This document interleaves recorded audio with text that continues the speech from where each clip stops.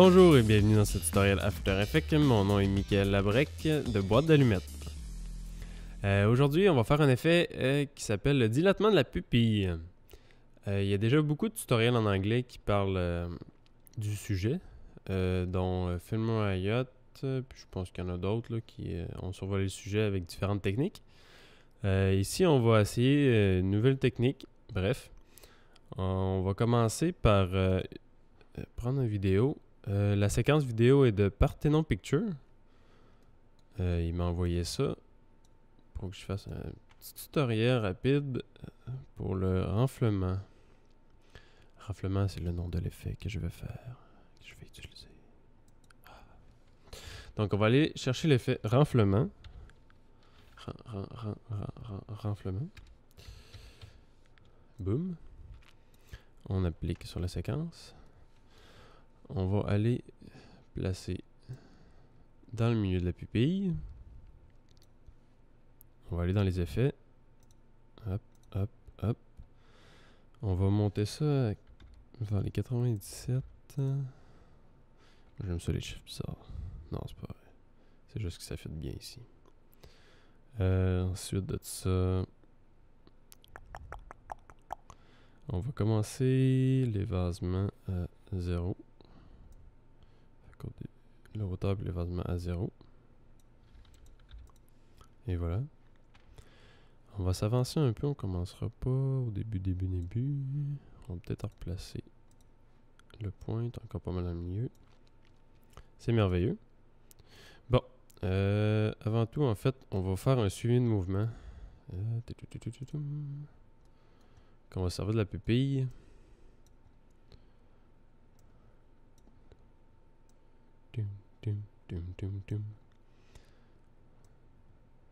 Pour faire le suivi de mouvement. Et suivi de mouvement. Et action, il est là. Suivi de mouvement. Boum! Je vous ai épargné tout le temps que ça a pris. Bon, ça n'a pas pris tant de temps finalement, mais... Bon, ici on a notre suivi de mouvement. On va commencer par prendre ce point de suivi de mouvement-là. On va le mettre au centre de l'effet. On va aller chercher le point, le suivi de mouvement. Ici, on va aller chercher le centre. On pèse sur Alt et sur le petit chronomètre. Ça nous ouvre ici le petit cadre là, pour écrire du texte. Mais nous autres, ce qu'on veut, c'est le petit tourbillon ici.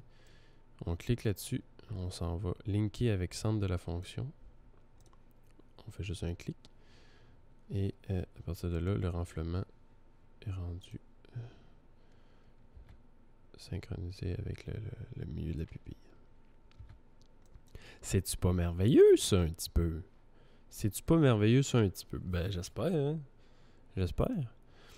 Bon, là, on va avancer un peu. On va se laisser des microsecondes où ce que la pupille est normale. Ensuite de ça, on va aller activer les chronomètres de hauteur et évasion. On va avancer un peu. On va se donner à peu près... Bon, à peu près là, le coup de la pupille qui s'ouvre. En massite. On va monter ça à 2,5. Puis l'évasion à... on va aller vers des 35, 36. 35. Ce qu'on va faire, c'est qu'on va sélectionner les deux premiers. Clic droit, assistante de clé. On va faire lissage à l'éloignement. Même chose pour les deux derniers, mais on va faire le contraire. Ça va être lissage à l'approche. Ce que je fais, moi, ce que j'ai découvert, c'est que je prends l'évasement, puis je le tasse un petit peu avant la seconde. Puis ce que ça va donner comme effet, c'est que le pupille a grossi, mais elle va revenir un peu sur elle-même. Regarde, hop. Il y a comme un petit mouvement de rebond. Ça donne un effet plus naturel, je trouve. Bon, ensuite de ça, on est rendu à faire la pupille noire. Parce que là, on peut pas laisser la grosse tache de lumière qu'il y a là. Fait que ce qu'on fait, c'est calque et créer solide. On va se créer un noir. Boum.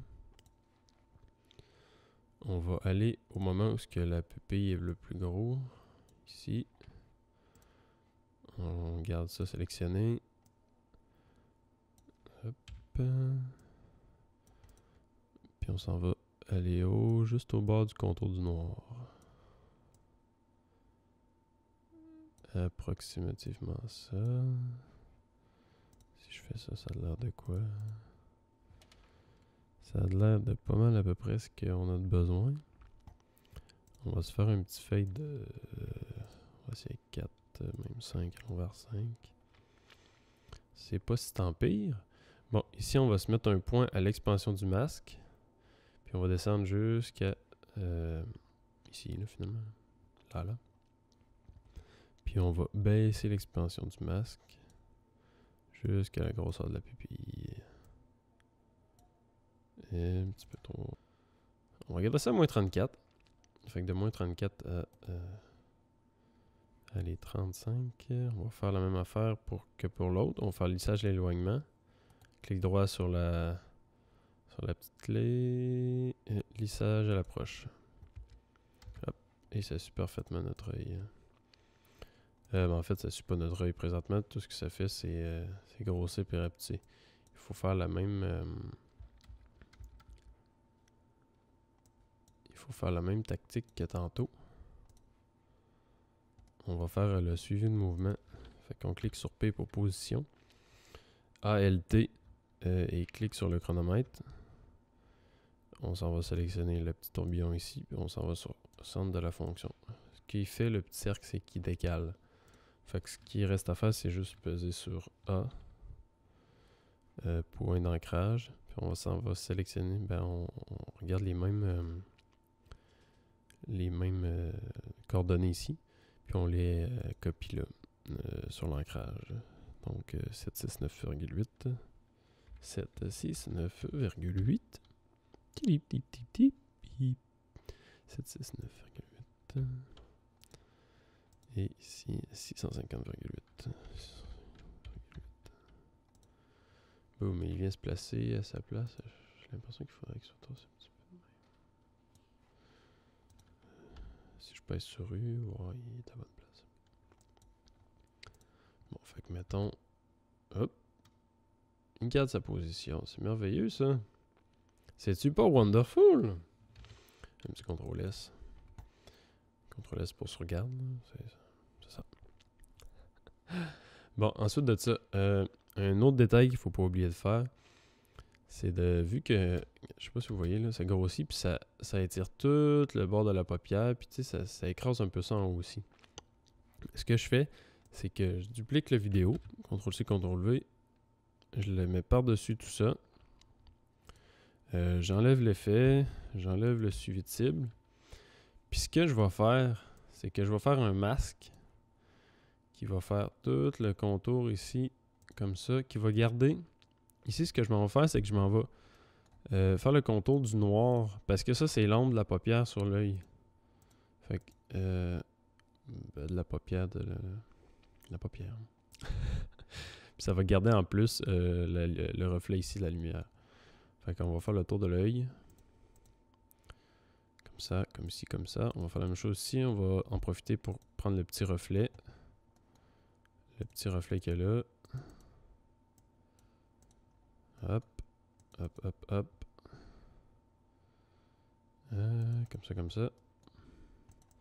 Là, je fais le tour de l'œil. On ne gêne pas. Et voilà. On va se faire un petit fade. De quoi? 3, 4. 4. Bon, 4, c'est parfait, ça. Là, c'est le moment le plus plate. On active la clé du tracé de masque. Puis il faut, frame par frame, tasser le masque pour que ça suive les reflets puis tout l'œil.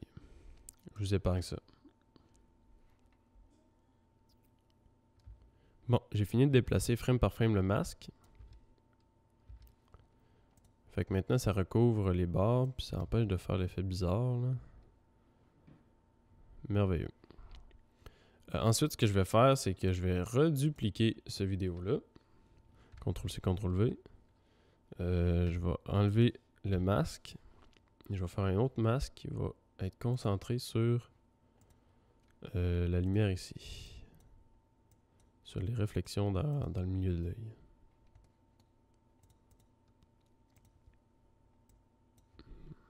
Voilà. Faire un petit contour progressif. C'est merveilleux. On active aussi le tracé du masque. On s'en va à quelques endroits. On fait le suivi rapidement.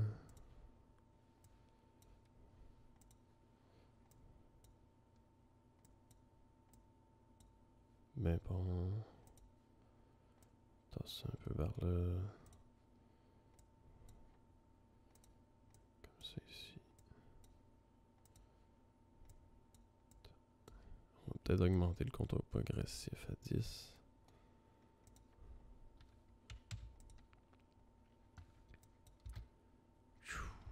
Puis là, justement, on garde les reflets à la même place, à la même grosseur, puisque le reflet grossira pas, même s'il reste grossi. Et voilà pour ça. Il nous reste un petit détail à rajouter. C'est pas grand chose, mais ça aide à garder un peu de plus de réalisme.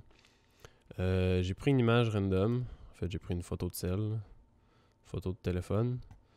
Ce que je fais, c'est que je la sélectionne, je l'inverse. Je la mets à peu près de la grosseur de la pupille. Approximativement, c'est pas vraiment important. On va aller chercher la position. Même affaire que tantôt, ALT, clique sur le petit chrono. On va aller chercher le suivi ici. On va prendre le petit tourbillon. On sélectionne, on va cliquer sur le centre de la fonction. On clique. Notre image suit l'œil. Je vais cliquer sur point d'ancrage, puis on va décaler un peu la photo plus au centre. Juste parce qu'on est maniériste un petit peu. Ensuite de ça, on va prendre l'ellipse tool. On va faire un cercle de la même grosseur que la pupille. On va faire un bon fade. On ne gêne pas. Peut-être too much finalement. Quand même un petit peu plus imposant que tout ce qu'on fait depuis tantôt. On va mettre ça en noir et blanc. Fait qu'on va chercher l'effet black and white. Noir et blanc, en tout cas.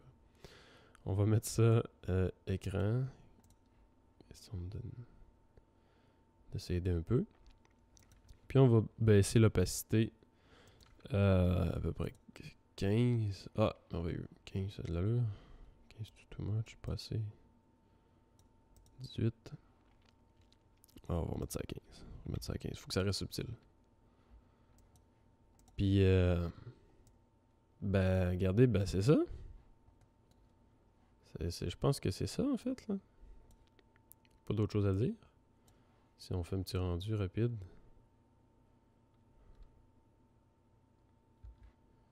Ça ressemble pas mal à ça. Il y a le reflet qui est peut-être un peu too much.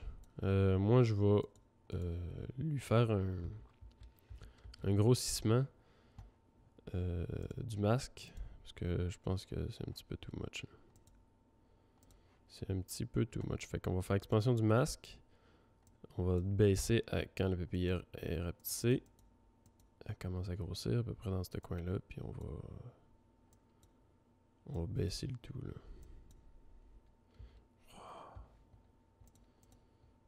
Puis on n'oublie pas de faire des fades à nos clés.